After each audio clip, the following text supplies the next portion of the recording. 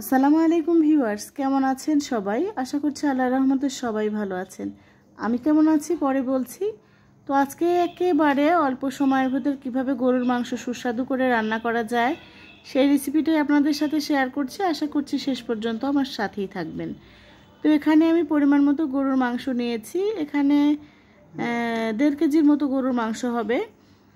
এখন সব ধরনের মশলাই দিয়ে দিচ্ছি। আপনারা যেরকম মাংস নেবেন সেই অনুযায়ী মশলাগুলো দিয়ে দিবেন। এখানে আমি হলুদ গুঁড়া, মরিচের গুঁড়া, জিরার গুঁড়া, তারপরে আদা বাটা, পেঁয়াজ রসুন বাটা, গোটা গরম মশলা গরুর মাংস রান্না করতে যেসব মশলার প্রয়োজন সব মশলাই দিয়ে দেব।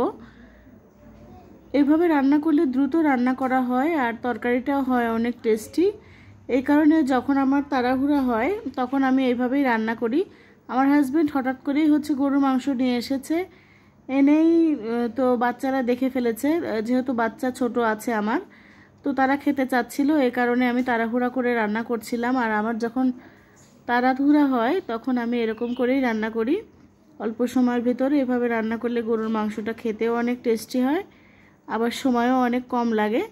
তো প্রথমে সব ধরনের মশলা দিয়ে হাতে মেখে অল্প পানি দিয়ে প্রেসারে 3-4টা সিটি দিয়ে নিলাম, কারণ টাটকা মাংস, খুব একটা বেশি সিটি দিতে হয় না।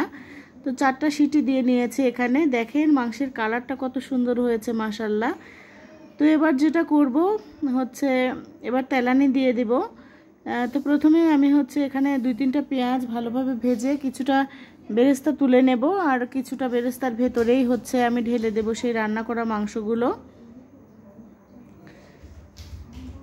রান্না করা মাংসগুলো ঢেলে দিয়ে কিছুক্ষণ জাল করে নেব।